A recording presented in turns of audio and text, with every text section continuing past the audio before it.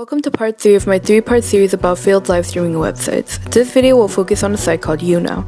Younow was a website I regularly used during middle school and high school. Personally, I find Younow's version of events the most interesting out of all the websites I talk about in this series. I remember my experiences on Younow more vividly and have a much better understanding of the ins and outs of the ecosystem/community as a result. Younow was launched in September of 2011. It can be considered a precursor and early blueprint for live streaming communities. It was considerably more successful than Live.me and TinyChat in terms of impact, which is why the influence of its legacy is still felt prominently today in online broadcasting culture. A handful of common practices and content structures used nowadays on sites such as Twitch originate from here. I know I haven't provided much information in this section of the video as I have in previous parts of this series, but I think presenting Younow's story in a slightly different way would help everybody understand it more cohesively. Younow is unique in the sense that its timeline is very much interconnected with other websites such as YouTube and Musical.ly. During its earlier days, Younow felt more of an extension of those communities rather than a completely separate population with a completely separate system of values, beliefs, expectations, and behaviors. Because of this, its rise ran parallel to YouTube, with many significant live streamers on there being famous YouTubers. Most notably, Dan and Phil used Younow for a good portion of time and brought in a lot of their audiences onto the platform. Furthermore, their watchers uploaded engaging and funny clips of their live streams to YouTube, which garnered even more interest from audience members of theirs who may have not been initiated into their Younow content just yet. In my opinion, much of the rise of Younow's community can be attributed to YouTubers and Musical.ly stars bringing exposure to the website, but as we saw with Live.me, that alone is not enough to sustain a live streaming community's ecosystem. What was different about Younow was that it did, in fact, start off with a small but significant central community that did not depend on the celebrity users of the website. Even if these established content creators brought in new people, I'd say a good chunk, if not the majority of those people, tended not to leave Younow as soon as the creators they initially joined for did. Instead, they would go ahead and join the website's central community that rallied around live streamers that were specific to Younow. These content creators, who I'll be referring to Younowers, as well as their audiences, basically operated as a hybrid of their YouTube and Musical.ly counterparts. On the creator side, the values they upheld from YouTube included having focused content at the core of their live streams, as well as encouraging/rewarding loyalty among their followers. Traits that they carried over from Musical.ly was the use of physical looks and relaxed demeanors to propel themselves forward in popularity. Therefore, most of the content on Younow was a mixture of casual chatting that followed along the somewhat loose guidelines of a specific topic or concept in mind. These could range from playing live music similar to the DJs and pseudo radio hosts of Twitch, all the way to hashing out or talking about drama that was happening and affecting people who used Younow, just like YouTube's present-day commentary community.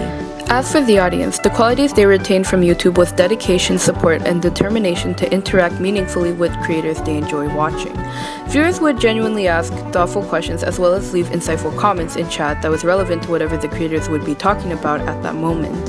In terms of what they sustained from Musical.ly, the biggest would be placing an emphasis at best and importance at worst on the physical appearances of Younowers. With the community and its creators fitting together as comfortably as a jigsaw puzzle, it's not hard to see why Younow's ecosystem was so healthy for so long, which ended up pushing the website's prominence to astronomical heights, reaching as high as what we see with YouTube and TikTok celebrities in modern times. At its peak, famous Younowers who held meet and greets at public spaces were able to draw dozens of fans who were eager to get a chance to meet their idol for likely less than 10 minutes. They also became highly sought out people at conventions such as VidCon and Playlist Live. Younowers were also seen as more accessible because, unlike famous YouTubers, most of them were willing to walk around these events openly outside of time allocated towards official meet and greets. This also caused fans to constantly flock towards them in hopes of getting a picture, autograph, or the ability to have a conversation with them. At VidCon, a select few people from the website would be featured and asked to join panels, whereas it was far more common at Playlist Live to invite a good portion of famous users as well as dedicate entire panels to them. A large reason why I think that Younow was so successful was because the people using the platform clearly had the intention to become influencers, and with that intention they knew how to navigate the online landscape quite beautifully. They utilized sharing fan bases, shouting each other out, and sending each of their audiences to each other's live streams to the fullest extent that they could. The creators really felt like a community and proved it by demonstrating their knowledge of the ongoings of every corner of which the central community was touched by. These Younowers were clearly talented at cultivating the platform and stimulating a healthy environment for growth that was not required to be attached to other people originating from different websites.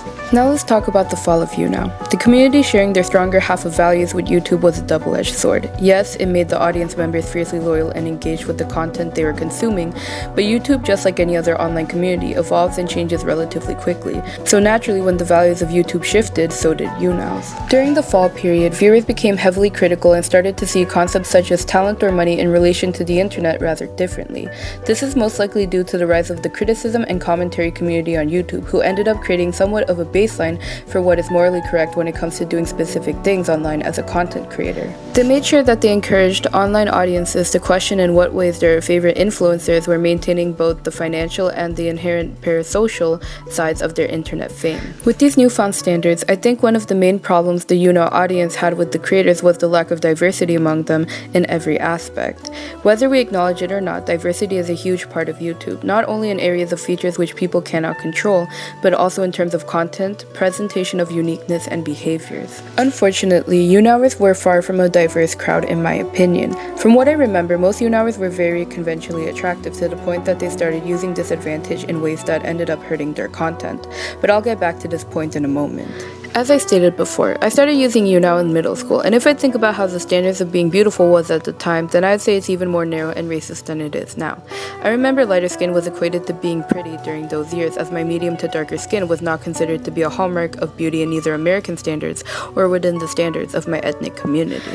This led to a lot of popularity being delegated to white and or light-skinned creators who all had similarly conventionally attractive bone/facial structures and body types. While these features that are out of our control doesn't directly affect how someone's content might turn out, the way these concepts are emphasized and regulated within the community absolutely does. Finally, going back to the point I mentioned earlier, even though a lot of this stemmed from beauty standards, it's obvious that the importance placed on conformity spread to more crucial aspects of the site, such as how creators acted in front of the camera and ultimately into their content. I can see why Younow's audience with their new critical eyes were dissatisfied with the Younowers they once adored. All the live streamers on there had almost the same personalities, looks, and demeanors. Nobody had memorable or standout content, so I think viewers realized how interchangeable everybody was. In the end, you could go to any broadcast, stay until it ends, and then go to another one without any drastic changes happening to what you were watching previously. With all of this in mind, Younow's influence as well as its size as a community had diminished to the state that it's in now.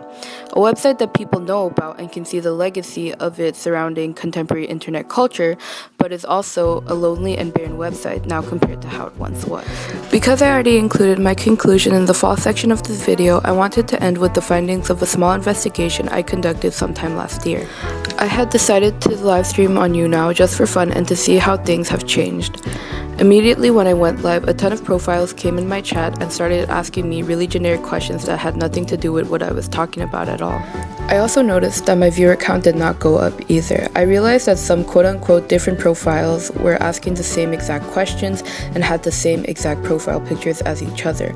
While I did get a few people that I confirmed were real, the majority of the chat would be filled with these strange profiles. I also noticed that Younow sourced their popular streams based on likes and not live viewers, which is incredibly misleading, seeing how the same person can like a stream multiple times. I clicked on some live streams with close to 100,000 likes and saw that their live audiences would be less than 100 viewers.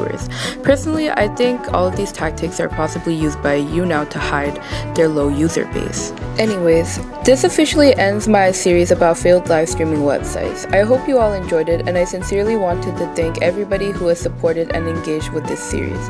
Whether you watched one or all parts, I am genuinely so thankful. These videos were a challenge for me to make, but extremely rewarding as well.